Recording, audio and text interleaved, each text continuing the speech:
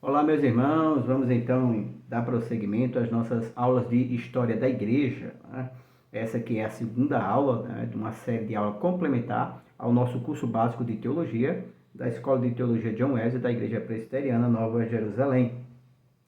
Amados, na aula anterior nós encerramos o assunto no aparecimento de Constantino, né, do imperador Constantino, que encerra, né, as perseguições cristãs.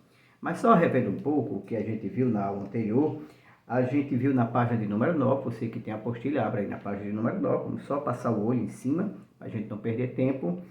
E tem lá o título, né, Cristo ou César, né, que é o conteúdo que faz parte da luta da igreja para sua sobrevivência, né? Cristo ou César, que é uma menção, a gente falou, né, da opção, ou obedece a César ou a Cristo. Então nós vimos que teve o período ali, desse conteúdo de história da igreja, começa o período das perseguições, que tem duas causas, as causas políticas e as causas religiosas. E a gente viu que teve muitas perseguições, né?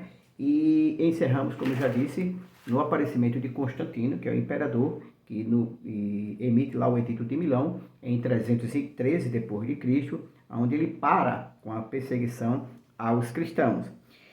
Na página de número 11, que é a página que eu estou, vou lá para a página de número 11 e abra lá, tem uma coisa que eu queria deixar frisado ali, que é uma reflexão do autor, lembrando que as nossas aulas tem como base o livro Cristianismo através dos séculos, e diz o seguinte, a página lá, hoje este problema entre a igreja e o Estado continua vivo em muitos países. Os cristãos são apenas tolerados pela lei.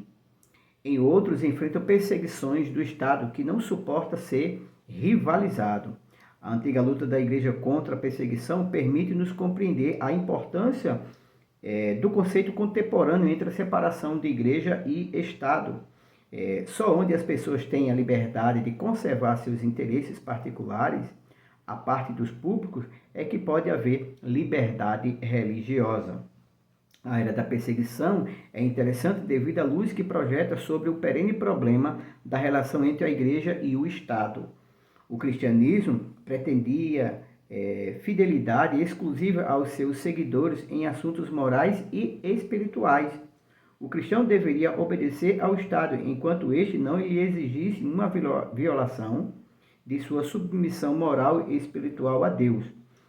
Os cristãos que vivem hoje em países onde são perseguidos por sua fé devem ter a história da perseguição primitiva como um guia. O problema da obediência a Cristo ou a César é perene na história da igreja. Então a gente viu aí que a igreja e o Estado, pela história, a gente viu que não dá muito certo a união da igreja com o Estado. Se por um lado foi muito bom o edito lá de Milão de Constantino, em 313, onde parou com a perseguição e a morte dos cristãos, o banimento da fé cristã, parou ali. Tá? Por outro lado, também a igreja começou a gozar de alguns privilégios, e, por exemplo, Constantino foi quem presidiu o concílio e se intrometia na doutrina cristã. Então, o Estado e a igreja devem andar separados. Mas, bem, como no título anterior, até da aula anterior, essa aqui é uma continuação da ideia que a igreja enfrenta problemas internos e externos, nós vimos que na primeira aula que a igreja enfrentou muitos problemas externos, que seriam as perseguições. E os problemas internos, obviamente, são as heresias, né, as fábulas. E nós temos aí então na página de número 11 o título Fábulas ou Sã Doutrina. E a gente não vai ler o parágrafo todo, você pode acompanhar na sua apostila, mas eu quero destacar só na metade do parágrafo em diante. Os convertidos à fé cristã vieram ou do legalismo judaico ou do ambiente pagão da filosofia grega.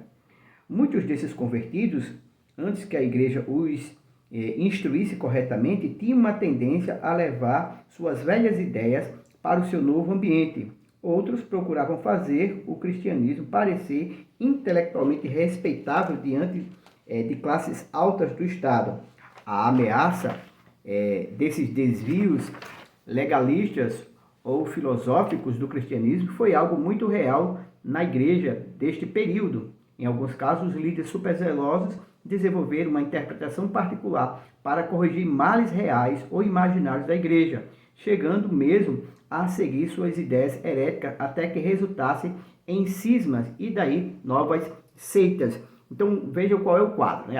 A igreja vai crescendo em expansão, vai tomando uma forma universal. Então, em cada canto onde ela chegava, se deparava com uma doutrina ou com uma cultura, melhor dizendo, diferente. Então, as pessoas, sem a instrução, os discípulos não puderam dar uma assistência completa, e aqueles outros que vieram seguir a expansão da igreja ganhou uma proporção de uma rapidez tamanha que não dava tempo todo mundo ser aquilo que nós chamamos hoje de discipulados. Então a igreja foi se tornando um ambiente ali místico, né? As pessoas acreditavam de uma forma e aí ia incorporando alguma coisa do modo que ela acreditava, de maneira que a igreja precisou lá na frente, a gente vai ver, se posicionar sobre muitas questões.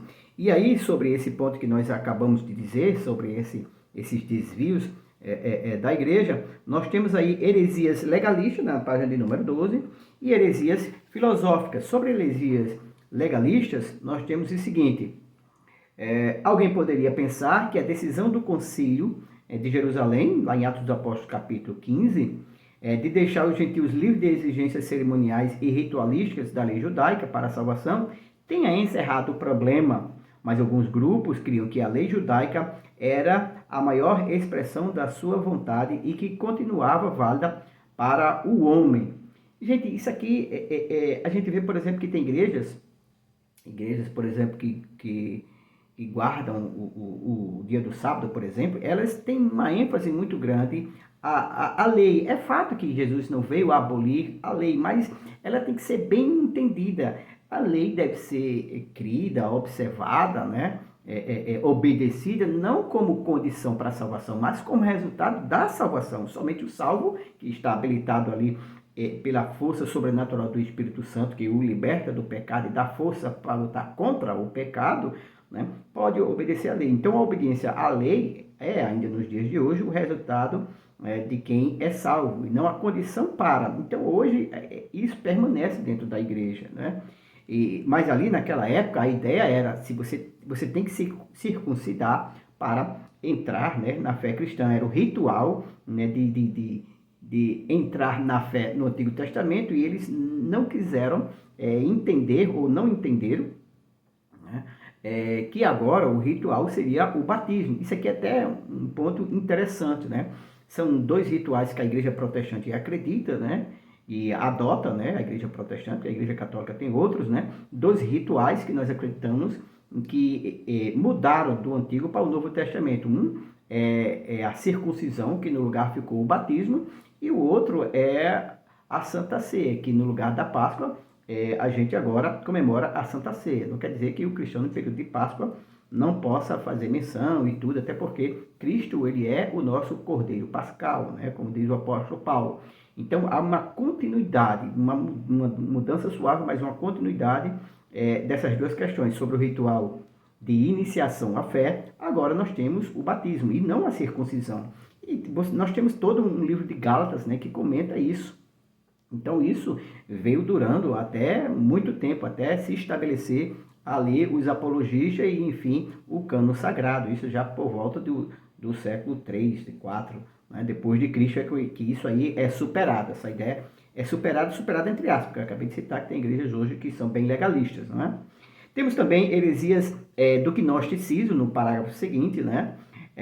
A gente tem todo um livro de Ron, né, que combate essa ideia, né? O gnosticismo, ele é muito forte, né? Tem a carta de Paulo aos Colossenses, que tem como pano de fundo isso aí. Lá na metade mais ou menos do parágrafo, tem dizendo o seguinte: a tradição cristã associou a origem do gnosticismo com Simão Mago, a quem Pedro teve que repreender duramente. O gnosticismo surgiu do desejo humano natural de criar uma teodiceia, isto é, uma explicação para a origem do mal. Os gnósticos, que identificavam a matéria como mal, procuravam uma forma de criar um sistema filosófico em que Deus, como espírito, seria livre da influência do mal e no qual o homem seria identificado no lado espiritual de sua natureza com a divindade. Então, o gnosticismo, a gente já viu em outras aulas, o gnosticismo é aquela parte filosófica que acredita que o homem, a natureza, a matéria, melhor dizendo, ela é má, e eles nesse desenvolvimento de pensamento, Alguns chegavam até a dizer que a observância de algumas coisas de santidade, por exemplo, do corpo, já que o corpo era mau, o importante era o lado espiritual. E então eles não se abstinham, alguns grupos deles não se abstinham tanto sobre essa questão da pureza, né? E outros até, eles acreditavam, que é uma coisa muito forte do gnosticismo também, que existia um conhecimento superior e tudo, e que era uma classe privilegiada que tinha apenas esse acesso a esse conhecimento posterior, que no final das contas era o que os libertava e galgavam a salvação. Você pode depois pesquisar isso mais na frente. Então, para eles, por exemplo, a salvação, que era apenas para a alma ou parte da alma espiritual do homem, não viria com a fé, mas com a gnose especial que Cristo comunicaria a uma elite que seria mais beneficiada. Segundo os gnósticos, o processo da salvação se daria assim da sua alma. Então, a gente viu que se a igreja paralelamente enfrentava grandes perseguições, também enfrentava esses problemas. Então, era muita coisa que a igreja inicialmente teria que pensar, né? Pensar em permanecer vivo e pensar em manter, sustentar essa pureza, a doutrina dos apóstolos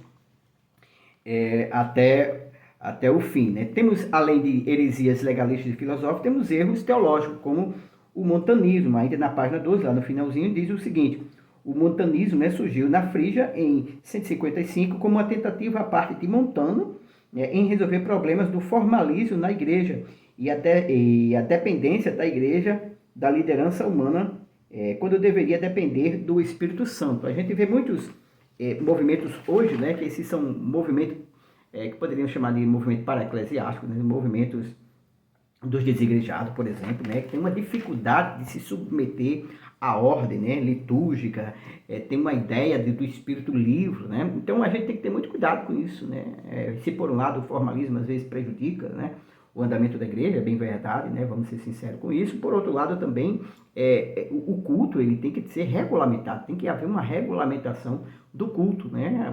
Por exemplo, você vê que Paulo estabelece uma regulamentação para o uso dos dons lá em 1 Coríntios 14. Então, não é assim também, né? As coisas não são exatamente assim.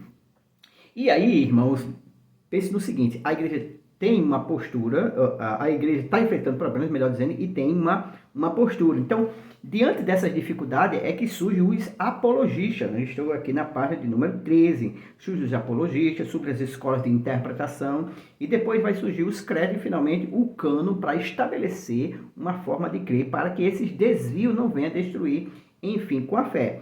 Sobre os apologistas, por exemplo, nós podemos citar, aí na página 13, os apologistas têm os apologistas orientais e ocidentais. Podemos destacar aí, melhor dizendo, Justino Mártir, né? Foi o principal apologista do século II. Aí também tem Tassiano, né, que era um erudito, entre outros que você pode acompanhar aí pela apostila.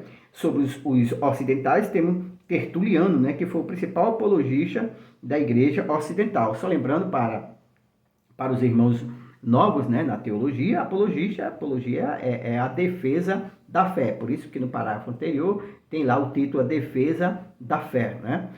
E lá na frente, irmãos, depois que surgem os apologistas para combater esse período difícil da igreja, de heresias, né, e de conceitos filosóficos diferentes à fé cristã, surgem aí as escolas de interpretação bíblicas. Por exemplo, lá o último parágrafo do capítulo da página 13 da nossa apostila diz o seguinte: no começo da segunda metade do século II, abriu-se em Alexandria uma escola catequética para instruir os convertidos do paganismo ao cristianismo. Então, os membros da escola de Alexandria estavam ansiosos por desenvolver um sistema teológico a partir do uso da filosofia que, segundo eles, era capaz de permitir uma exposição sistemática do cristianismo. Mas, ao invés de enfatizarem a interpretação histórico-gramatical, que seria a interpretação mais sadia da Bíblia, criaram um sistema alegórico de interpretação que ainda hoje assola o cristianismo, né? Esse tipo de interpretação baseia na suposição que a Bíblia tem mais de um sentido. Interessante, irmão. A forma correta de interpretar a Bíblia é histórico-gramatical, né? A escola de interpretação alegórica, né? Ela, por exemplo, seria aquelas escolas de interpretação onde a gente hoje vê, por exemplo, irmãos vai pregar sobre a vitória de Davi sobre Golias, e pegou tantas pedras, e cada pedra é a pedra da fé, é a pedra disso, é a pedra daquilo. Gente, isso aí é viajar na maionese. O texto, a gente tem que entender, isso depois fará parte de escola ou de aulas de hermenêutica, que a pretensão do autor, né, de escrever aquilo ali, a pretensão do autor não era essa, né? Então as pessoas vão, isso não tem limite, as pessoas vão imaginando o que vier na sua mente, eles vão imaginando e vão associando, né? Na página 14, nós temos uma segunda escola, lá no outro parágrafo, né? A escola de Antioquia foi uma das grandes escolas do estudo de exegese bíblica e da teologia durante o final da Antiguidade, sendo a outra escola catequética de Alexandria. Este grupo ficou conhecido por esse nome porque os principais defensores moravam na cidade de Antioquia, uma das maiores do Império Romano, né? Enquanto os intelectuais cristãos de Alexandria enfatizavam a interpretação alegórica das Escrituras e tendiam para uma cristologia que enfatizava a união do humano com o divino, os teólogos de Antioquia acreditavam na exegese mais literal e ocasionalmente tipológica para uma cristologia que enfatizava a distinção entre o humano e o divino da pessoa de Cristo. Então, essa outra escola é uma escola que surgiu, que já era uma escola mais sadia de interpretação. Você vê que o texto diz que ela tendia mais para uma questão mais literal e, ocasionalmente, uma tipologia sobre essa questão de Cristo, né? Em alguns momentos, claro que a igreja, ou que o texto sagrado, ele pode ser alegorizado com muitas ressalvas, com muito cuidado. Ele usa muita tipologia, muita simbologia, é verdade, a Bíblia, mas a gente não pode estar alegorizando tudo. A princípio é interpretar aquilo que se o texto, isso é uma aula mais para gênero literário. Mas vamos pular, irmãos. Então, se a igreja estava passando problemas externos sobre perseguição, estava agora enfrentando problemas internos. E aí, irmão, ainda na página de número 14, tem dizendo assim, o título do texto, a igreja cerra fileiras. Então foi no período entre 100 e 313 que a igreja se viu forçada a pensar na melhor maneira pela qual poderia enfrentar a perseguição externa do Estado romano e o problema interno do ensino herético e das consequentes divisões. Então o que a igreja se propôs a fazer? Então ela procurou cerrar fileiras através de 3 procedimentos. O desenvolvimento de um cano, né, o cano sagrado, que resultou no livro que seria autoridade para a fé e para a vida cristã, a criação do credo e a obediência, né, a obediência aos bispos monárquicos. Então, a igreja, quando viu esse problema, ele disse, nós precisamos, primeiro, 3 coisas. Nós vamos estabelecer o que nós cremos. Aí surgiu, e quais os livros que servem de doutrina? Surgiu o cano. Depois, no que nós cremos? Surgiu os credos e depois a obediência ao bispo. Vamos ficando por aqui. Na próxima aula nós vamos destrinchar essa ideia da igreja cerra fileiras em nome de Jesus. Para o vídeo não ficar tão longo. Que Deus te abençoe em nome de Jesus. Até a próxima aula.